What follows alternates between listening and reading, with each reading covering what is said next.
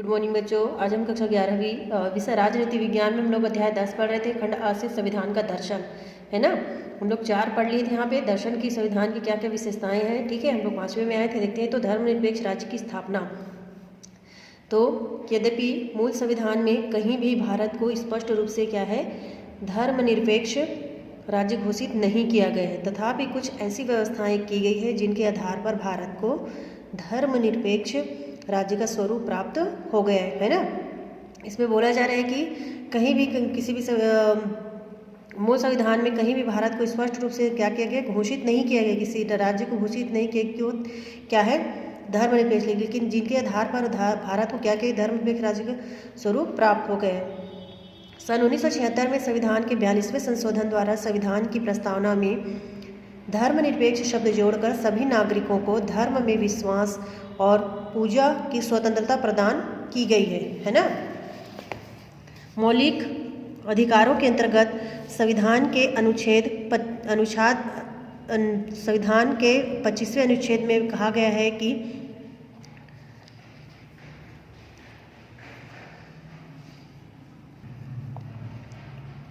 सब नागरिकों को क्या है, यहाँ पे अंतःकरण की, है ना, अंतःकरण की तथा धर्म के अबाध मानने, आचरण तथा प्रसार करने की पूर्ण स्वतंत्रता होगी, है ना। प्रत्येक धार्मिक संप्रदाय को धार्मिक संस्थाओं की स्थापना और उनके पोषण का अधिकार प्रदान किया गया है। भारत की इस प्रकार की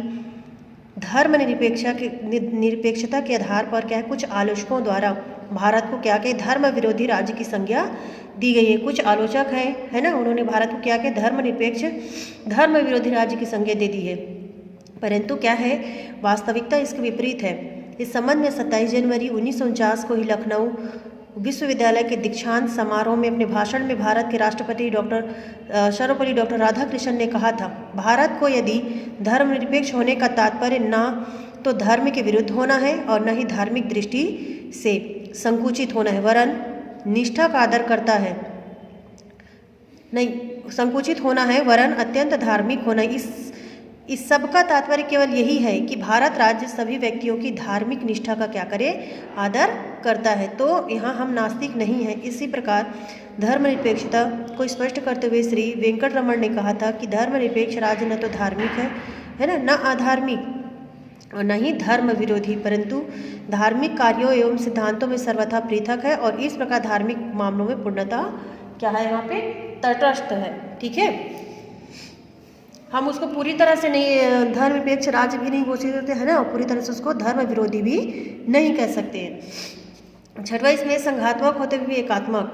तो भारतीय संविधान बाहर से संघात्मक है ना, क्या है, भारतीय संविधान बाहर से, भारतीय संविधान क्या है, बाहर से संघात्मक है, परंतु इसकी आत्मा क्या है, एकात्मक। इस प्रकार हमारे संविधान में संघात्मक तथा एकात्मक दोनों प्रकार के संविधानों की विशेषताएं हैं, है ना। हमारे भारतीय संविधान में दोनों प्रकार की जो है संविधान मिलते हैं। केंद्र तथा राज्यों के मध्य शक्ति विभाजन, संविधान की सर्वोच्चता, स्वतंत्र न्यायपालिका संबंधी व्यवस्थाओं के कारण भारतीय संविधान संघात्मक है।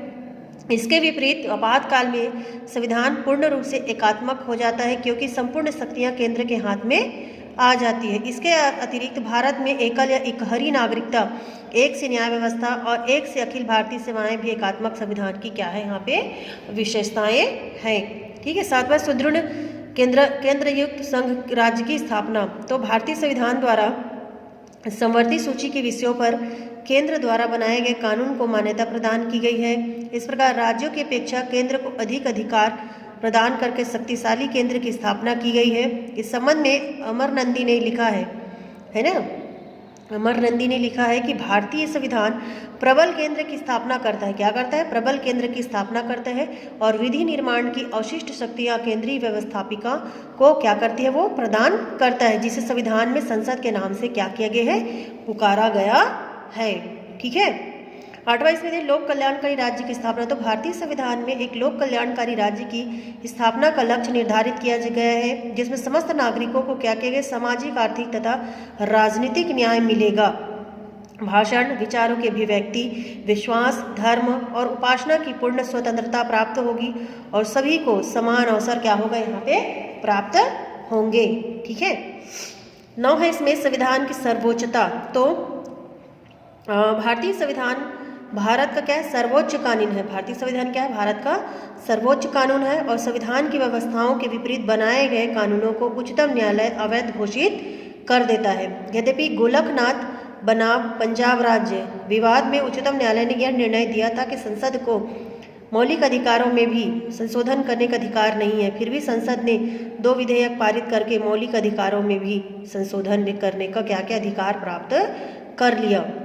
परंतु इसका यह अर्थ कदापि नहीं लगाया जाना चाहिए कि संसद सर्वोच्च है, क्योंकि संसद भी इस संबंध में संविधान की व्यवस्था की सीमाओं के अंतर्गत ही संशोधन कर सकती है। अर्थात संविधान ने ही संसद के संशोधन करने का क्या है, अधिकार प्रदान किया है।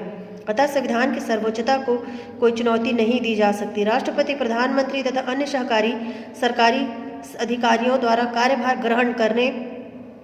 ग्रहण करने के से पूर्व संविधान के प्रति सम्मान व निष्ठा की भावना बनाए रखने की शपथ ली जाती है और इसके अतिरिक्त समस्त न्यायाधीश भी संविधान की रक्षा करने की शपथ ग्रहण करते हैं। ठीक है। 10वीं संधि परिवर्तनशीलता और अपरिवर्तनशीलता का समन्वय। तो प्रत्येक संविधान का परिवर्तनशील अथवा अपरिवर्तनशील होना उसकी संशोधन प्रक्रिया पर क्या करती है, निर्भर होता है। यदि संविधान में संशोधन के लिए कोई विशेष या कठिन प्रक्रिया है तो उसे अपरिवर्तनशील संविधान कहते हैं, और यदि संविधान संशोधन की प्रक्रिया सामान्य या आसान हो तो उसे परिवर्तनशील संविधान कहते हैं। भारतीय संविधान में दोनों प्रकार की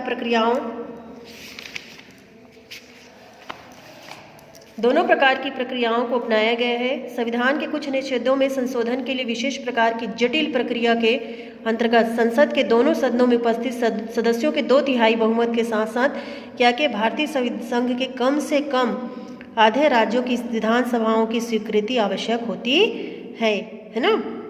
यहाँ भी बोल रहा है कि सदन में उपस्थित सदस्यों में क्या है, 2/3 बहुमत के साथ साथ भारतीय संघ के क्या है, कम से कम आधे राज्य की विधानसभाओं की स्वीकृति मतलब स्वीकार उनका होना आवश्यक होते हैं। ठीक है। और कुछ अनुच्छेदों में संशोधन आसानी से साधारण बहुमत के आधार पर ही हो जाते हैं। इस प्रकार भारतीय संविधान ना तो संयुक्त राज्य अमेरिका के संविधान की भांति अपरिवर्तनशील है और न ही ब्रिटेन के संविधान की भांति परिवर्तनशील। इसमें परिवर्तनशीलता और अपरिवर्तनशीलता दोनों का ही समन्वय है।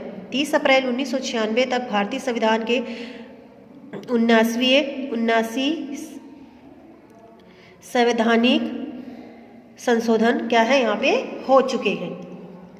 11 इसमें स्वतंत्र न्यायपालिका। तो भारतीय न्यायपालिका को स्वतंत्र और शक्तिशाली बनाए रखने के लिए क्या किया गया, उसे कार्यपालिका और व्यवस्थापिका के अनुचित दबाव से मुक्त रखा गया है। और भारतीय सर्वोच्च न्यायालय जो संविधान का संरक्षक और व्याख्याता है, यह संविधान द्वारा प्रदत्त मौलिक अधिकारों की रक्षा करता है और केंद्र व राज्यों के मध्य उठे विवादों का निपटारा करता है और संविधान के विपरीत संसद द्वारा बनाए गए कानून को क्या करता है, वो अवैध घोषित कर देता है। इसके न्यायाधीशों की नियुक्ति राष्ट्रपति द्वारा होती है। न्यायाधीशों के कार्यकाल, वेतन और उनकी सुविधाओं में क्या है, आपातकालीन स्थिति को बस छोड़कर है ना, किसी प्रकार का परिवर्तन नहीं किया जा सकता है और न्यायाधीशों को केवल महाभियोग द्वारा ही उनके पद से हटाया जा सकता है। महाभियोग लगाकर उसको हटाया जा सकता है, ठीक है, लेकिन ऐसे किसी भी कारण उसको नहीं हटा सकते हम।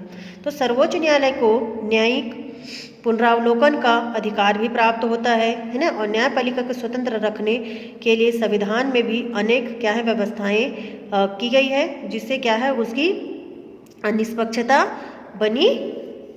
निष्पक्षता जो है वो क्या करे यहाँ पे बनी रहे।